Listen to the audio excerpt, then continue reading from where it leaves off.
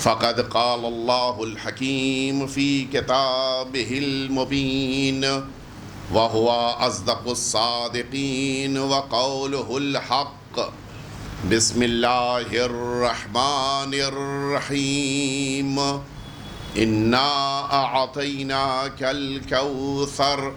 ایک دفعہ مل جل کے آپ سبھی حضرات صلوات بھیج دیجئے۔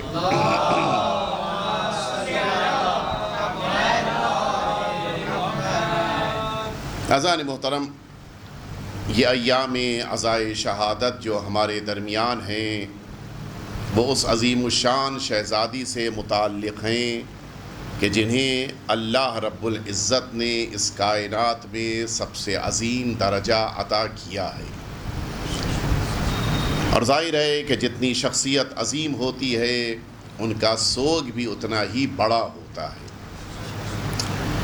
جناب سیدہ کی ذات اور جناب سیدہ کی شخصیت نگاہ پروردگار میں کتنی عظیم ہے، یہ ایک ایسا موضوع ہے کہ جس کو ظاہر ہے کہ عوام الناس کے درمیان تو پیش کرنے کی ضرورت ہے، لیکن آپ حضرات کے درمیان اس موضوع کو بیان کرنے یا اس موضوع پر روشنی ڈالنے کی زیادہ ضرورت نہیں ہے، بلکہ میں ایک قدم آگے بڑھ کر جس بات کی طرف آپ کو لے کے آنا چاہوں گا اس کے لیے میں چاہوں گا کہ آپ کی توجہ ہماری طرف رہے کہ اللہ نے جو شرف، جو درجہ، جو منصب، ظاہری منصب، جو رتبے جناب سیدہ کو اللہ نے دیے، ان سب کی انفرادیت اور ان سب کی نوعیت کسی ایک خاص مقصد کی طرف اشارہ کر رہی ہے، اور اگر وہی مقصد اور وہی بات واضح ہو جائے تو اصل جو جناب سیدہ کا منصب اور جناب سیدہ کا رتبہ ہے وہ بھی واضح ہو جائے گا۔ اللہ نے جناب سیدہ کو جو رتبے دیے، جو منصب دیے، میں انہیں نہیں آپ کے سامنے پیش کرنا چاہتا، لیکن ان کے کچھ خلاصے اس لیے پیش کر رہا ہوں تاکہ نتیجہ حاصل کرنا ہمارے لیے آسان ہو جائے۔ اللہ رب العزت نے جس موقع پر نور سیدہ کو خلق فرمایا، اس موقع پہ اللہ نے فرمایا تھا کہ میں نے اپنے نور عظمت سے سیدہ کو خلق کیا ہے، اور اس موقع پر جب جناب سیدہ کے نور کو وفتق نور فاطمہ، پروردگار نے نور سیدہ کا ایک ٹکڑا لیا، وَخَلَقَ مِنْهُ السَّمَاوَاتِ وَالْأَرْضِ، اللہ نے اس ایک ٹکڑے کے ذریعے سے آسمانوں کو اور زمین کو پیدا کیا، اور اس موقع پر فرمایا تھا کہ یہ نور سیدہ کی بنا پر خلقت پا رہے ہیں، وَنُورُ فاطمہ من نور اللہ، جناب سیدہ کا نور اللہ کے نور سے ہے، اور پھر فرمایا تھا کہ کوئی مقابلہ نہیں ہے آسمانوں اور زمین کا جناب سید عالمیان سے۔ یہ حضور اکرم کی مشہور حدیث ہے جو میں نے آپ کے سامنے عرض کیا۔ اس کے بعد کا جو ٹکڑا ہے بڑا قیمتی ہے۔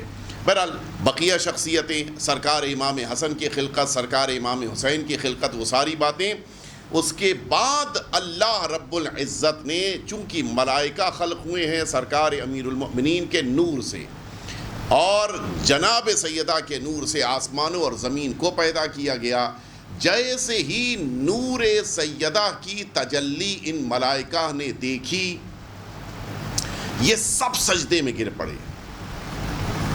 یعنی اس کے معنی ہے کہ نور سیدہ جہاں پر آ جاتا ہے وہاں پہ سجدے بڑھ جاتے ہیں،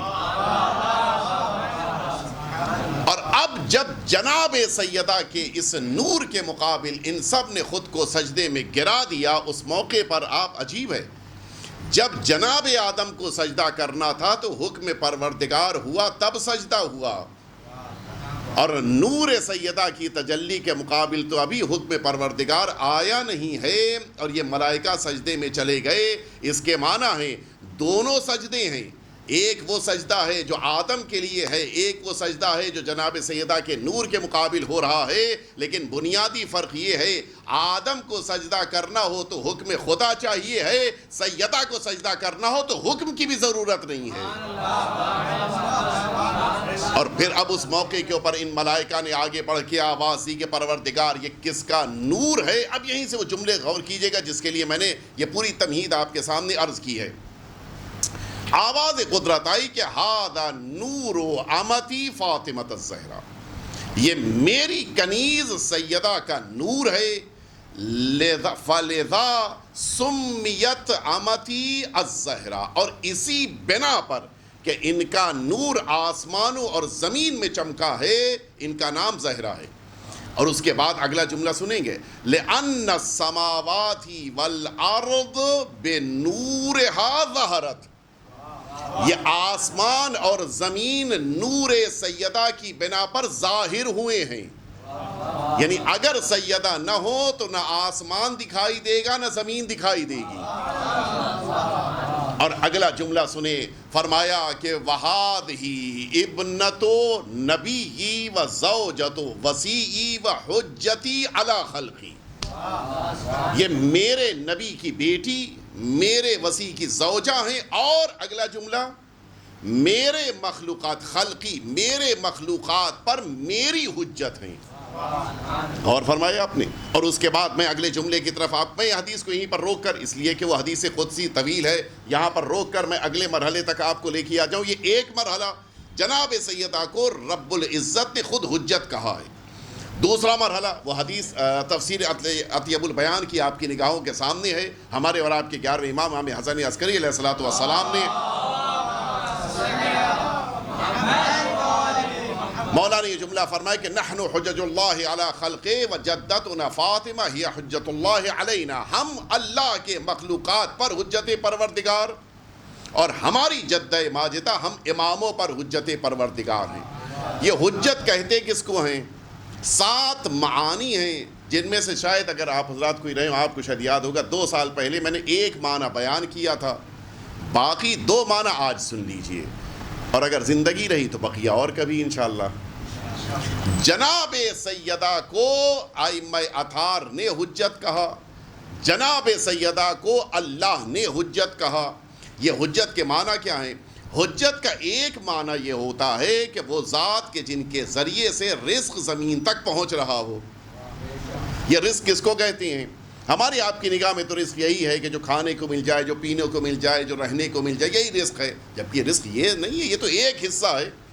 اللہم ارزقنی توفیق الطاعہ، اے میرے پروردگار اطاعت کی توفیق کا رزق دے دے. اس کے معنی یہ کہ اطاعت بھی خود رزق پروردگار ہے. ورنہ انسان بہت گھمنڈ کرتا، میں نے اتنی عبادتیں کی. کون سی عبادت کی؟ وہ تو رزق پروردگار تھا، کون سا اس کے بعد گھمنڈ؟ انسان دعا کرتا اللہم ارزقنی زیارت الحسین فی الدنیا، پروردگار امام حسین کی زیارت کا رزق دے دے. اس کے معنی یہ کہ امام حسین کی زیارت بھی رزق ہے. انسان اور کمال کے لیے آگے بڑھتا ہے، دعا کرتا ہے کہ اللہم ارزقنی شہادت فی سبیلک، پروردگار اپنی راہ میں شہادت کا رزق دے دے. کیوں؟ اب کیا ضرورت ہے؟ اس لیے کہ یہ واحد ایک موقع ہے کہ جس موقع پر انسان کے چلے جانے کے بعد بھی رزق پروردگار جاری رہتا ہے. وَلَا تَحْسَبَنَّ الَّذِينَ قُتِلُوا فِي سَبِيلِ اللَّهِ أَمْوَاتًا بَلْ أَحْيَاءٌ عِندَ رَبِّهِمْ.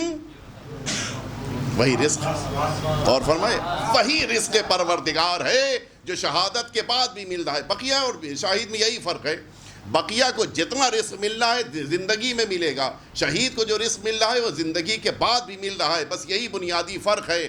زندگی میں رزق ملتا ہے تو انسان خود استعمال کرتا ہے، شہید کو رزق ملتا ہے تو زائرین کو بانٹ دیتا ہے. یہ ہے اس ذات کا کام کہ جسے اللہ حجت قرار دے. رزق بندوں تک پہنچانا ان کا رزق در واقع کیوں کہا گیا؟ اس لیے کہا گیا کہ انسان تدریجی مرحلے میں آگے بڑھتا ہے، کمال کی طرف قدم بڑھاتا ہے. جیسے جیسے کمال کی طرف بڑھ رہا ہے یہ اس کو رزق ملتا جا رہا ہے. یہ کمال حاصل کرنا ہی انسان کا اصل کمال ہے، اور اسی لیے اس کو ضرورت ہے حجت پروردگار کی. اب جملہ آپ کے ذہنوں کے حوالے کر رہا ہوں اس لیے کہ آقا نے وہ جملہ فرمایا تھا کہ ہماری جدہ ماجدہ ہم پر حجت پروردگار ہیں۔ اب جملہ آپ توجہ فرمائیں، اگر انسانوں کو کمال حاصل کرنا ہو تو اماموں کے پاس آنا ہوگا، ائمہ کو کمال پانا ہو تو اہل بیت میں سیدہ کے پاس آنا ہوگا۔ بارگاہ سیدہ اہل بیت اطہار کے درمیان یہ کمال کا کام کرتی ہے۔ یہ ایک مرحلہ، اور اب میں دوسرے مرحلے تک لے کے آ جاؤں اور پھر اصل بات آپ کی خدمت میں عرض کر دوں۔ رزق کے ساتھ ساتھ ایک اور عظیم کام ہے جسے اللہ حجت قرار دے، ان کی ذمہ داری یہ ہوتی ہے کہ ادھر کا پیغام ادھر لے آئیں اور ادھر کی بات ادھر پہنچا دیں۔ اور اگر سیدہ حجت پروردگار ہیں تو پھر اب انہیں ادھر کا پیغام ادھر لانا ہے۔ اب یہاں پہ آپ کی آئی کیو کا امتحان لیتا ہوں میں کہ کتنا آپ متوجہ ہیں۔ اگر جناب سیدہ کو ادھر کا پیغام ادھر لانا ہے تو بغیر واسطے کے اس پیغام کو پہنچانا ہوگا۔ جبریل بعد میں آئے ہیں، رسالت مآب سے گفتگو بعد میں ہوئی ہے، لیکن جناب سیدہ نے جبریل امین کے آنے سے پہلے ہی یہ فرمایا، کیا فرمایا؟ فَلَمَّا اكْتَمَلْنَا جَمِيعًا تَحْتَ الْكِسَاءِ قَالَ اللَّهُ تَعَالَى اعْلَمُوا يَا مَلَائِكَتِي۔ نہیں، آپ نے توجہ نہیں فرمائی۔ جناب یہ تو نہیں ہو سکتا، یہ ہم آپ تو نہیں ہے کہ ذاکر کا نقطہ لے کے خود پڑھ دیں۔ اگر جناب سیدہ نے رسول اللہ سے یہاں پر جملہ لیا ہوتا تو فرماتی کہ میرے بابا نے فرمایا۔ اگر جبریل امین سے لے کر جملہ بیان کرتی تو کہتی جبریل امین نے کہا، لیکن یہ جملہ بالکل اٹیچ ہے۔ فَلَمَّا اكْتَمَلْنَا جَمِيعًا تَحْتَ الْكِسَاءِ قَالَ اللَّهُ تَعَالَى اعْلَمُوا يَا مَلَائِكَتِي۔ یہ صرف جناب سیدہ کی ذات ہے جو بغیر واسطے کے عرش کی باتیں زمین تک پہنچا دیتی ہیں۔ صلوات بیت محمد وآل محمد میں۔ یہ صرف جناب سیدہ کی ذات ہیں بغیر واسطے کے، وہاں کچھ بھی بیچ میں واسطہ نہیں ہے۔ یہ نہیں فرمایا کہ مثلا جبریل امین آئے اور مجھ سے کہا، نہیں، ملک آیا مجھ سے کہا، نہیں۔ کون ہے جو زمین پر رہتے ہوئے عرش کی خبریں لے آئے؟ ہے کوئی؟ یہ ہے حجت پروردگار۔ اور اب ادھر سے بھی ادھر کی باتیں ادھر جانی ہیں۔ اور کس کی باتیں، کس کی دعائیں؟ ہم آپ جیسے گناہگار نہیں۔ میدان مباہلہ میں جس موقع پر جناب رسالت مآب داخل ہو رہے تھے، اس موقع پر رسالت مآب نے گھوم کر اچانک ایک جملہ کہا تھا۔ یہ جملہ کس سے کہا تھا؟ اگر امام حسین سے کہنا تھا وہ تو آغوش میں تھے، گھومنے کی ضرورت نہیں ہے۔ اگر امام حسن سے کہنا تھا تو وہ تو بغل میں ساتھ میں چل رہے تھے، گھومنے کی ضرورت نہیں ہے۔ اگر امیر المؤمنین سے کہنا تھا صرف گھومنا نہیں ہے بلکہ پیچھے آنا پڑے گا۔ اگر گھوم کر کوئی بات کہیں گے تو اسی سے کہیں گے جس کی طرف چہرہ ہے۔ چہرہ رسول اللہ کا کس کی طرف ہے؟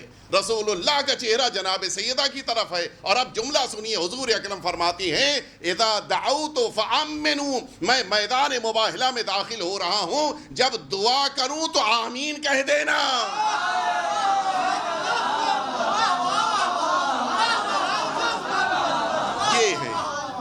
یہ ہے حجت پروردگار۔ ادھر کا پیغام ادھر، ادھر کی دعا ادھر، یہ ہے ذات سیدہ۔ اور اب میں اصل موضوع تک آپ کو لے کے آ گیا۔ کیا ضرورت ہے کہ جناب سیدہ کو حجت قرار دیا جائے؟ ظاہری منصب نہیں ہے آپ کے پاس، ظاہری طور پہ نہ نبوت ہے، نہ ظاہری طور پہ آپ کے پاس امامت ہے، نہ ظاہری طور پہ آپ کے پاس وصایت ہے۔ کیا ضرورت ہے کہ آپ کو حجت پروردگار قرار دیا جائے؟ کیا ضرورت ہے؟ بظاہر تو ایسا لگتا ہے کہ جناب سیدہ کے پاس کوئی بڑی ذمہ داری ہے نہیں، لہٰذا اس حجت پروردگار ہونے کا بندوں کو کیا فائدہ ہے؟ کیوں حجتی علی خلقی کہا؟ کوئی تو وجہ ہونی چاہیے نا، اس لیے کہ پروردگار بلا وجہ تو نہیں کہے گا۔ اچھا ادھر سے بھی آپ ملاحظہ فرما لیں، حضور اکرم نے اپنی جگہ سے اٹھ کر سیدہ کا احترام کیا، امت کو بتا دیا کہ یہ جزء رسالت ہیں۔ بلکہ یوں کہہ دوں کہ رسالت مآب نے جناب سیدہ کا احترام کر کے بتا دیا کہ یہ ہم وزن رسالت ہیں۔ نہیں، آپ کے ذہنوں کو وہاں تک نہیں لا پائے، اب تو لانا پڑے گا، اب چاہے دیر ہو جائے۔ آپ حضرات نے بہت سارے علاقوں میں دیکھا ہوگا ترازو، دیکھا ہے نہیں دیکھا ہے؟ بامبے میں تو نہیں ہے، تو سب ڈیجیٹل ہو چکا ہے۔ ترازو کیا ہوتا ہے؟ وہ ایک چھڑ ہے جو چھت سے آویزہ کر دی جاتی ہے، اور اس میں دو تشتریاں جن کو پلڑا کہتے ہیں ان کو اس ڈوری کے ذریعے سے اس چھڑ میں باندھ دیا جاتا ہے، اور اب اس کے ذریعے سے وزن کرنا ہے۔ آپ گئے، آپ نے کہا 5 کلو شکر دے دو، اس نے ایک وزنی شے جس کو آپ بانٹ کہتے ہیں، جس کو ویٹ کہا جاتا ہے، اس کو اٹھایا اور ایک پلڑے میں رکھ دیا، اور وہ پلڑا فوراً زمین پہ جا کے لگ گیا بالکل۔ اب وہ اپنی جگہ کے اوپر ثابت ہے، اور یہ والا اونچا ہو چکا ہے۔ اب اس نے جو شکر آپ کو جس کو دینا تھا، اس دکاندار نے اس پلڑے میں، اس ٹرے میں، اس پلیٹ میں شکر بھرنی شروع کی۔ 1 کلو شکر، وہ ابھی بھی ایٹھا ہوا ہے۔ 2 کلو، ان پہ کوئی اثر ہی نہیں ہوا، ابھی ویسے ہی ہے۔ 3 کلو، 3.5 کلو، 4 سال، جیسے ہی ادھر کی شکر 5 کلو ہوئی، ادھر والا جلدی سے اوپر اٹھ گیا۔ کیوں؟ اس لیے کہ ادھر والے کو ہم وزن مل گیا ہے۔ اس کے معنی ہے کہ وزنی شے تب بلند ہوتی ہے جب اس کا کوئی ہم وزن آ جاتا ہے۔ رسول اللہ نے کسی کا احترام اٹھ کر نہیں کیا ہے، صرف سیدہ کا اٹھ کر احترام کیا ہے۔ امت کو بتا رہے ہیں بقیہ امتی ہیں، سیدہ ہم وزن رسالت ہے۔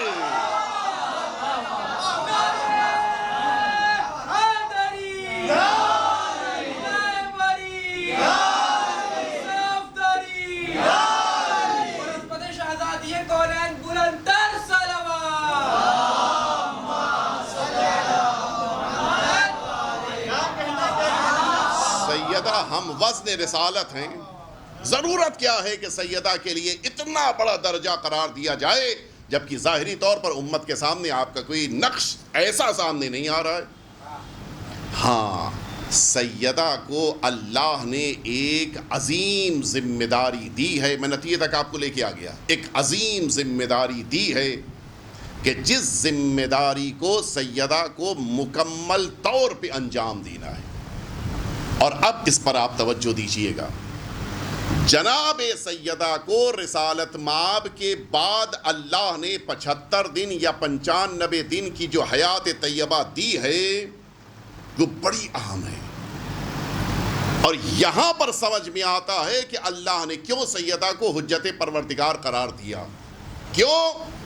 اس لیے کہ اپنے مخلوقات پر پروردگار حجت کو تمام کرنا چاہتا ہے۔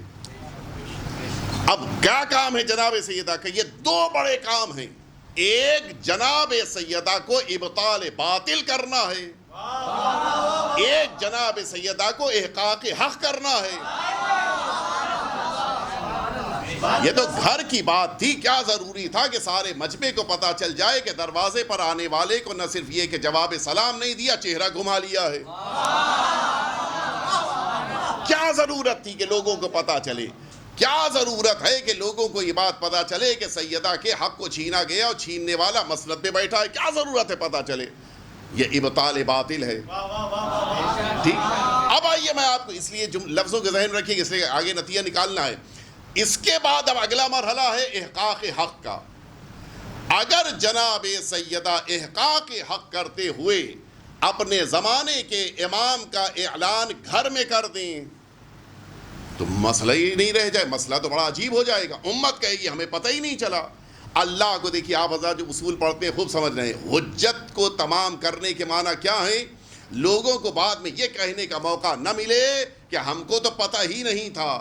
لہٰذا اب سیدہ کی ذمہ داری ہے کہ بعد پیغمبر لوگوں تک احقاق حق کرتے ہوئے یہ سب کو بتائیں کہ وقت کا امام کون ہے۔ کیسے بتائیں گی سیدہ؟ گھر میں اگر سیدہ اپنے شوہر کے لیے کوئی عمل انجام دیں تو کہا جائے گا وہ تو گھر کی بات ہے، ہمیں کیا پتہ گھر میں رسول اللہ کے بعد جناب سیدہ نے امیر المؤمنین کے ساتھ کیسا زندگی کا لمحہ گزارا، کچھ نہیں پتہ۔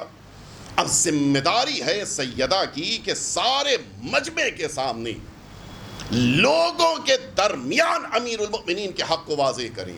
یہ ہوا کب ہوا؟ یہ مصائب کے ٹکڑے ہیں، لہٰذا میں جلدی یہاں سے گزروں گا، ابھی مصائب نہیں پڑھ رہا ہوں میں۔ جناب سیدہ کے بیت الشرف کے اوپر آگ لگائی گئی، جناب سیدہ کے بچے کو شہید کیا گیا، جناب سیدہ زخمی ہوئیں، زخمی ہونے کے بعد جناب سیدہ جب بے ہوش ہیں، غش کے عالم سے افاقہ ہوا، جب جناب سیدہ نے دیکھا کہ بیت الشرف میں امیر المؤمنین نہیں ہے تو سیدہ گھر سے نکلی، چادر ڈالی، گھر سے نکلی ہیں، اور اب جب دربار میں پہنچی ہیں تو عالم یہ ہے کہ امیر المؤمنین کے عبا کے دامن کو جناب سیدہ نے مضبوطی سے پکڑ لیا، اور یہ جملہ فرمایا تھا کہ جب تک میں امیر المؤمنین کو لوں گی نہیں گھر نہیں جاؤں گی۔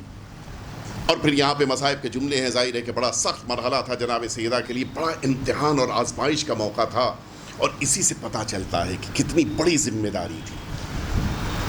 انسان آسائشوں میں نہیں مشکلات میں پہچانا جاتا ہے۔ سیدہ کے دست مبارک پر ظالموں نے مل کر تازیانے برسائے ہیں، یہ روایت کی لفظی، اور سیدہ کے دونوں ہاتھ زخمی ہوئے تھے، یعنی جناب سیدہ کے ہاتھوں پر اتنے تازیانے لگے ہیں کہ جناب سیدہ نے گھبرا کے عبا چھوڑی ہے، اور پھر مجمع بیچ میں آ گیا۔ اس موقع اب یہیں سے توجہ فرمائیے، جناب سیدہ کے پاس جناب سلمان آئے بھاگتے۔ اچھا، جب جناب سیدہ گھر سے نکلی تھی تو مدینے والے سب پیچھے پیچھے چل رہے تھے اور یہ کہہ رہے تھے کہ یا اے رسول کی بیٹی آپ گھر سے نہ نکلیے، امیر المؤمنین واپس آ جائیں، سب کچھ کہا جا رہا تھا، سیدہ رکی نہیں تھی۔ جناب سلمان آئے اور آنے کے بعد کہتے ہیں کہ شہزادی آپ تو رحمت للعالمین کی بیٹی ہیں، آپ بد دعا نہ فرمائے، گھر واپس چلی جائیے۔ سیدہ کا جملہ ہے وہاں پہ، عجیب جملہ ہے، فرماتی ہیں سلمان دیکھ نہیں رہے ہو، یریدون ان یقتلوا علیا، وہ امیر المؤمنین کو قتل کرنا چاہتے، میں کیسے چھوڑ کے چلی جاؤں، یہ سیدہ کا جملہ ہے۔ اس موقع کے اوپر جناب سلمان نے پلٹ کر کہا کہ سیدہ میں خود سے آپ کے پاس یہ جملہ کہنے کے لیے نہیں آیا، بلکہ خود امیر المؤمنین نے مجھے بھیجا ہے۔ اب جناب سیدہ کا جواب سنیں گے آپ؟ اس جواب کو سننے سے پہلے دو باتیں میں آپ کے ذہنوں تک پہنچا دوں۔ اس زمانے میں لفظ بیعت اور اطاعت جڑے ہوئے تھے، جس کی بیعت اسی کی اطاعت، جس کی اطاعت اسی کی بیعت، یعنی بالکل جڑے ہوئے۔ اگر کہیں ہم نے ان کی اطاعت کیا یعنی ان کی بیعت میں ہیں، اگر یہ کہیں ہم ان کی بیعت میں ہیں اس کے معنی کہ ہم اطاعت کریں، یہ بالکل جڑے ہوئے لفظ سے۔ ایک دوسری بات، جناب سیدہ نے جس وقت کا انتخاب کیا ہے وہ بے نظیر وقت ہے، پورا مدینہ جمع ہے اس وقت اور ساری نگاہیں دیکھ رہی ہیں کہ اب سیدہ کا بیان کیا ہوگا، اس لیے کہ بعد پیغمبر جن لوگوں کو جناب سیدہ نے نہیں چاہا تھا انہیں منصب دے دیا گیا، اور اب اس بات کی کوشش ہو رہی ہے کہ کوئی ایسا ہو کہ جو اس منصب کو ایتھورائزڈ کر دے، کوئی ایسا ہو جو اس منصب کو اللہ کی طرف سے قبول کروا دے۔ یہ کام کون کر سکتا تھا؟ لوگوں کے اندر یہ طاقت نہیں ہے کہ کہہ دیں کہ یہ جو منصب ہم نے جس کو دیا ہے اس کو اللہ نے بھی منصب دیا۔ یہ کام کوئی وہی کر سکتا ہے جو حجت پروردگار ہو، اور اب اس وقت ضرورت محسوس ہو رہی ہے کہ سیدہ کیا بیان دیتی ہیں، سیدہ کیا کہتی ہیں، سارا مسئلہ اسی پہ رکا ہوا ہے۔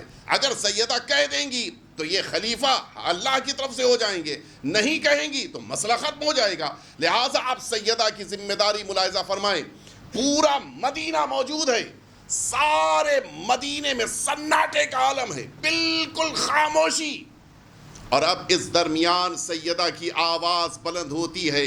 جناب سلمان نے کیا کہا کہ امیر المؤمنین نے مجھے آپ کے پاس یہ جملہ کہنے کے لیے بھیجا ہے۔ اب جملہ سنے جناب سیدہ کا، پورا مدینہ سن رہا ہے۔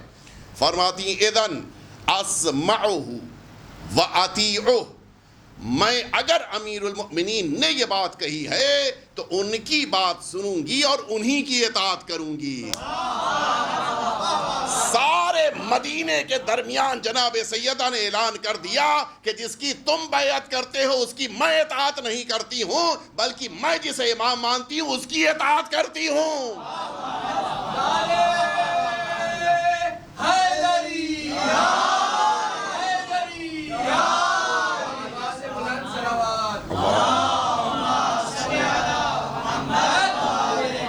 عظیم ترین ذمہ داری اللہ نے جناب سیدہ کے حوالے کی ہے، اور اسی ذمہ داری کی بنا پہ اللہ نے جناب سیدہ کو لوگوں کے درمیان اپنی حجت قرار دیا ہے۔ اب جناب سیدہ کے ذریعے سے سمجھ میں آئے گا کہ کون نمائندہ پروردگار ہے، جناب سیدہ کے اعلان سے سمجھ میں آئے گا کہ کون الہی نمائندہ ہے ان لوگوں کے درمیان۔ دونوں موقع آپ کی نگاہوں کے سامنے ہیں. وہ 1.25 لاکھ حاجیوں کا مجمع بھی آپ کی نگاہوں میں ہے، اور یہ مدینے میں سیدہ کے اعلان کے موقع پر پورے مدینے کا مجمع بھی آپ کی نگاہوں کے سامنے ہے. 1.25 لاکھ کے مجمع میں رسول اللہ نے اعلان کیا تھا، مدینے کے مجمع میں جناب سیدہ نے اعلان کیا ہے. اور دونوں موقعوں کے اوپر آپ انفرادیت تو دیکھیں، وہاں پر نصب ولایت کا اعلان رسول نے کیا تھا، یہاں پر اطاعت ولایت کا اعلان سیدہ نے کیا ہے. دونوں چیزیں ایک ساتھ ہیں. اطاعت ولایت کیسے کرنا ہے یہ سیدہ سے پوچھو. اور اب ایک جملہ بڑے احتیاط کے ساتھ میں عطا کر کے اپنی بات کو مکمل کرنا چاہوں گا، بس آپ کی توجہ اس پر رہے کہ میں کیا کہہ رہا ہوں، اس لیے کہ بات کو ذہنوں تک پہنچانا بھی ہے اور احتیاط بھی مد نظر ہے. جناب سیدہ نے جو لوگوں کا بنایا ہوا حاکم تھا اس کا انکار کر دیا. میں نہیں مانتی، بالکل صاف انکار. اور اس کے باوجود جنت جا رہی ہیں. ساری امت مانتی ہے کہ جناب سیدہ جنتی خاتون ہیں. اول من يدخل الجنہ ابنتی فاطمہ، سب نے مانا ہے کہ روایت پیغمبر کی معتبر ہے. ایک اور لیڈی ہیں، ایک اور خاتون ہیں، کوئی برا نہ مانے، انہوں نے بھی ایک انسانوں کے بنائے ہوئے حاکم کو نہیں مانا تھا. نہیں پتا متوجہ ہوئے نہیں ہوئے. میڈم ہی تو کہتے ہیں نا، میڈم نے اس کو نہیں مانا تھا کہ جس کو تیسرا حاکم بنایا گیا تھا. آپ جانتے ہیں اقتلوا نافلہ بڑا مشہور جملہ ہے. انہوں نے بھی انکار کیا لوگوں کے بنائے ہوئے حاکم کا، سیدہ نے بھی انکار کیا بنائے ہوئے حاکم کا جو انسانوں کا بنایا ہوا تھا. لیکن اس کے باوجود سیدہ نے انکار کیا، پھر بھی جنت جا رہی ہیں. میڈم نے انکار کیا لیکن جنت سے محروم ہے. فرق کیا ہے؟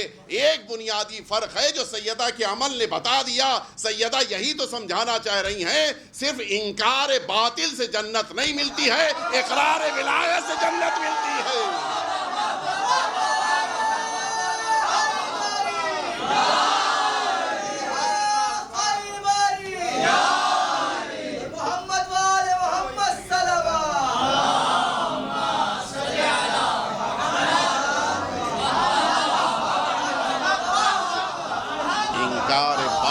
انسان کو جنت نہیں لے جائے گا جب تک اقرار ولایت نہ ہو.